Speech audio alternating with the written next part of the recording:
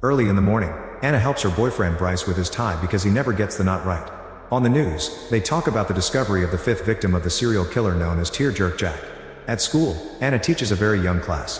One of the kids accidentally spills her cup while painting and Anna is disturbed by the way the water modifies the eyes of the cartoon. After work, Anna goes to a club with her friends Nina and Francine. She tells her friends that she can't join them for their annual trip because Bryce wants to take her to Vegas, which makes her friends wonder if he'll propose. At the end of the night, Anna decides to walk home. When she reaches the bridge, she sees a woman giggling with a man and thinks they're a happy couple. However, the woman suddenly drops dead and the man starts getting naughty with the body. At that moment Anna's phone rings and the killer hears it, so he looks up to discover he's been seen.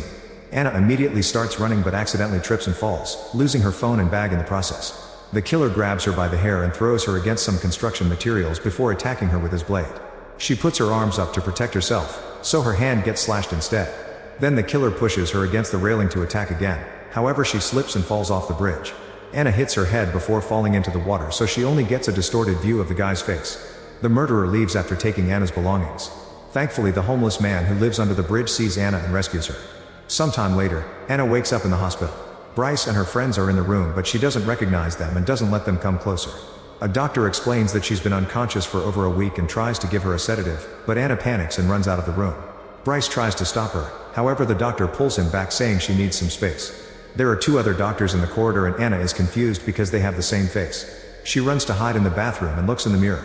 To her shock, she doesn't recognize her own face either, which makes her have a breakdown. Moments later a doctor shows Anna some pictures of the same man, but she sees a different face each time. The doctor concludes she has symptoms of face blindness. It's caused by a lesion on the temporal lobe, which is the area of the brain that allows a person to identify faces. Anna just woke up so it may be temporary, but if she doesn't get better she'll need to see a specialist. Afterward Bryce takes Anna home. She's slowly getting used to this new face and even lets him kiss her cheek. However, when he leaves the room to answer the phone and comes back, he has a different face and Anna gets anxious again. Bryce tells her the call was from a detective who wants to take her statement.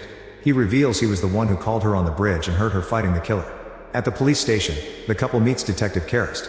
He's found Anna's bracelet on the bridge but not her other things, so he asks her not to cancel her phone line because it may help them track the killer. Karist confirms that Anna encountered the infamous Tearjerk Jack but explains he can't offer protection for her because it's a tedious bureaucratic process that will take a while. The description she's given the police is pretty vague, so Karist shows her some pictures of their suspects to make her identify the man she saw. Anna gets upset and quickly leaves the office, so Karist comes yelling after her. Bryce and Anna have to explain what's happening while Anna sees all the cops with the same face. After the couple leaves, Karist goes to see the profiler Lanyon. Currently he's working with Nikki, the son of the first victim. He saw something but the trauma has left him mute, so he only makes creepy drawings. Karist tells his colleague about his case and Lanyon points out that Tearjerk Jack kills the victims before getting naughty with them.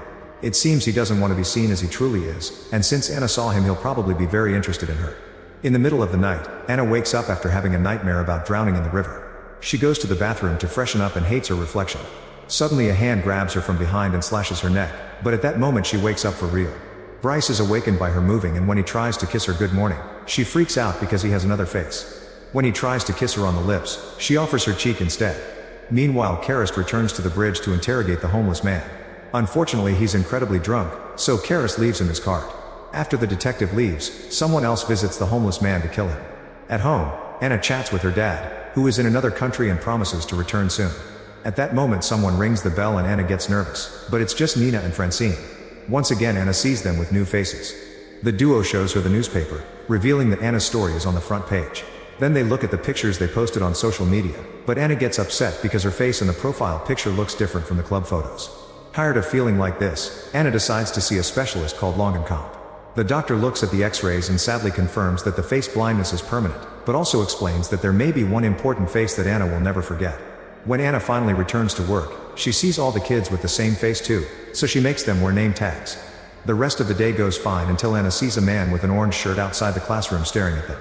At that moment a mother arrives and distracts her, so the man outside disappears. The mother asks about her daughter because she can't find her and one of the kids says the girl left with her father. This makes the mother freak out because she has full custody and the school knew that her ex wasn't allowed to pick up her daughter. The kids keep making lots of loud noises and the mother keeps ranting at Anna, causing her to snap and yell shut up. Afterward the principal says that Anna is no condition to teach and suspends her for a few months. She'll only be allowed to come back if she's feeling better. On the train home, a man sitting next to Anna leaves and she's shocked to find her bag on the seat. She looks around but doesn't recognize any faces. At the bridge, the cops are investigating the death of the homeless man.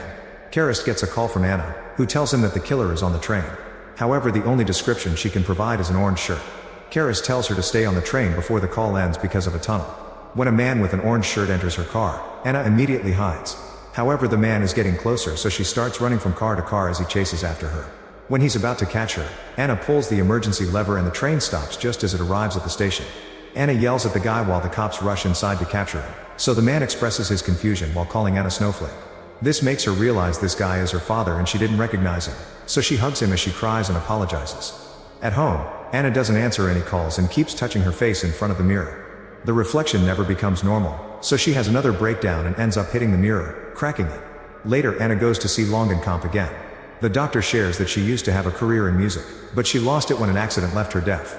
Anna is shocked because they've never had any issues chatting, so Longenkamp explains she's learned to read lips. Longenkamp tells her that people have an extra sense that the Japanese call muga. It's what allows a person to walk without having to think about putting a foot in front of the other. She doesn't want Anna to lose this sense, otherwise she'll become socially paralyzed like her sickest patients. After Anna assures her that she wants to live a normal life, Longenkamp shows her 2 little stones, which appear to be the same at first sight. However, a closer look reveals some differences, like a tiny crack. When she mixes them with other rocks, they're harder to find. Longenkamp wants Anna to focus on distinctive markers in people, like moles or tattoos. Anna looks at the rocks and finds the one with the crack, which makes her cry because she finally feels like she's making some progress. The next day, Anna helps Bryce with his tie. After he leaves for work, she uses colored pencils to draw the tie on her notebook. Later, Anna goes to pick up Bryce and is able to find him by searching for his tie in his rear. Bryce is very happy that she could find him and hugs her while saying that she's finally not crazy anymore. Anna doesn't want to upset him, so she pretends she's better instead of sharing her tricks. When they go home, they get naughty, but it's hard for Anna because she sees a new face every time she closes her eyes. That night, Anna goes to the club and finds her friends by recognizing their clothes. She finally tells them about her condition and asks them to keep the secret from Bryce. Sometime later, Longenkamp takes Anna to a busy street and teaches her how to read people's body language so she can handle crowds more comfortably. Anna stops by the newspaper stand and learns that Tearjerk Jack is killed again. At that moment, she's approached by a man who creepily says that she knows who he is, so Anna panics and runs to get a police officer. However, when she turns around, the mysterious man is gone. Afterward, Anna goes to the police station and is shocked to see Karist with the same face. As a test, she turns around and looks again, but he still looks the same. She's happy about it, although she doesn't understand why he's unique. Their conversation is interrupted by Lanyon, who is still taking care of Nikki. Lanyon admits he doubts the killer is after her, otherwise he would have already attacked. Anna explains she's come to do a lineup instead of looking at pictures because she may identify the killer through other means. After Lanyon leaves, Karist shares that his colleague theorizes Anna left an impression on the criminal because she saw him do something horrible and walked away. Karist also admits that when the first murder happened, Lanyon concluded the criminal was a sociopath, but Karist thought it was just a crime of passion. When the next murder happened, he realized Lanyon had been right, so he's trusted his word since. Anna then looks at Nikki waiting outside the office and he makes the gesture for silence. Afterward, Karist lets Anna look at their suspects in a lineup. She asks them to move around and make some gestures so she can study their body language. Unfortunately, none of them is the killer. After Anna leaves, Karist is informed that his request for witness protection has been denied. Karist gets so angry that his partner teases him for having a crush on Anna. Sometime later, Anna goes to the club with Bryce and her friends to celebrate her birthday. Anna is having fun on the dance floor and Bryce goes to the bar to get some drinks. When Anna loses sight of him, she takes out her notebook and finds him by searching for his tie. She kisses the guy only for the actual Bryce to appear behind her. It turns out someone has the same tie as him. Anna chases after an angry Bryce and shows him her notebook. He realizes she's been lying to her and that she's been picturing different men while they get naughty. Bryce can't take this anymore and breaks up with her before leaving. Then Anna gets a call from a mysterious voice wishing her a happy birthday. When she looks at the caller ID, she notices it's her old number. The voice describes how beautiful she looks tonight and Anna is terrified because it means the killer is in the club. He mocks her for not being able to distinguish him from her own father, but also says she's the only one he doesn't have to hide from. Before hanging up, he mentions that he's with one of her friends. Anna rushes to search for the girls and finds Nina, but Francine is missing. They look around and are horrified to discover that Francine has been murdered. Nina quickly pulls the fire alarm and the crowd panics while Anna keeps an eye on the man dropping Francine's body. Unfortunately, she can't recognize the face and he escapes. Minutes later, the police arrive and Lanyon comes out of the bathroom with a tie that seems to belong to the killer. Nina is having a breakdown and gives Anna her pepper spray before going home. Karist tells Anna that they keep trying to contact Bryce, but he won't answer the phone and mentions that the witnesses saw them arguing. Anna explains what happened and shows him her notebook, so Karist notices that Bryce's tie matches the one found by Lanyon. Karis takes Anna home and they find Bryce's jacket on the floor. When they pick it up, Anna's old phone falls out. However, she thinks he's being framed because Bryce had been on the phone when the killer attacked her. Not wanting to leave Anna exposed, Karis announces he'll take her out of town. The next morning the duo arrives on Coal Island where Karis grew up. The community is very small, so Terry's only one doctor and one school with just one teacher for every grade. Anna agrees to take a break here for now. In the evening, Karis informs her that they've arrested Bryce, who denies everything. Anna shares how it feels like she's losing her identity and Karis admits that when he met her, it felt like he already knew her. They share a sweet moment and end up kissing, which quickly turns into naughty times. Anna is delighted to see the same face throughout the whole experience. The following morning, Karis decides to shave his face. The sound of the blade makes Anna have a nightmare about the killer and his face mixes with Karis's. When he checks on her, Anna wakes up and is startled by a new face, so she smashes a lamp on his head. Karis explains that he shaved and Anna has a breakdown, realizing that she never knew Karis' real face. The beard made him easily to identify, so she's clung to that image since she met him. At that moment Karis gets a call informing him that the DNA tests were negative, meaning Bryce isn't the killer. Anna thinks about the nightmare she just had and realizes she can recognize faces in her dreams. The duo returns to the city to visit Longencamp, who explains that hypnotism isn't always reliable and could have a bad effect on her mental health. However, Anna wants to do it anyway because she believes the answer is in her dreams. Longencamp uses gentle words to put Anna to sleep and guides her through her memories.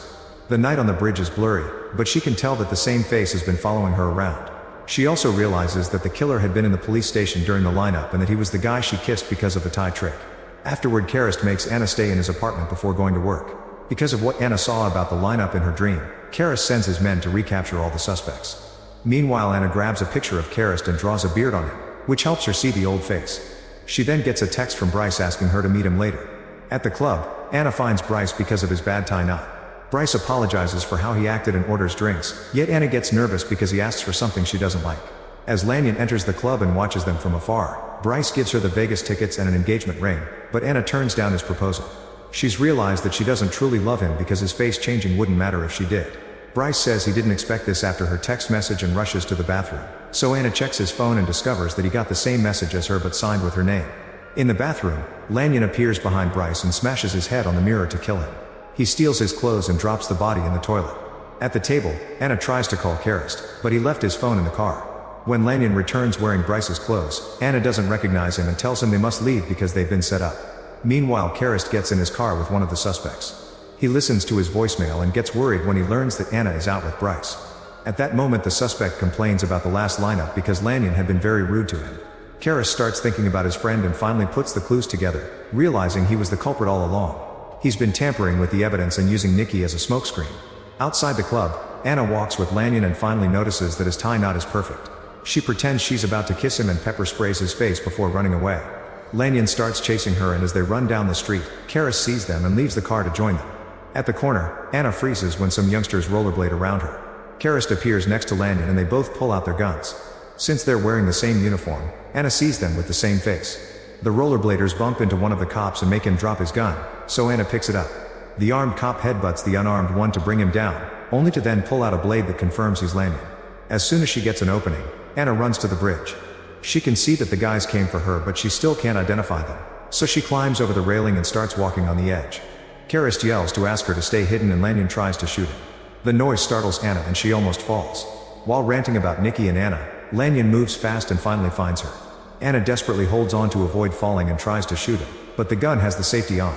Lanyon hides again before she can fix it. Then Anna returns to the bridge. Karis tries to approach her, so she shoots at the ground to keep him away. He mentions Coal Island, however anyone could know where Karis comes from. Suddenly another Karis appears and Anna realizes he's the real one because of the blood from the headbutt. Lanyon tries to attack her, but Karis warns her and she shoots him just in time.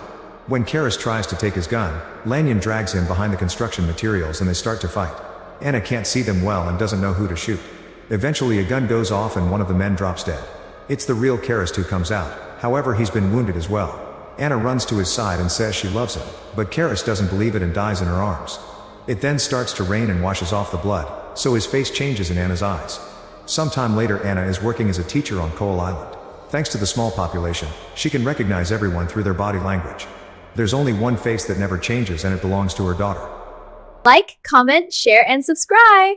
Thanks for watching. See you on my next video.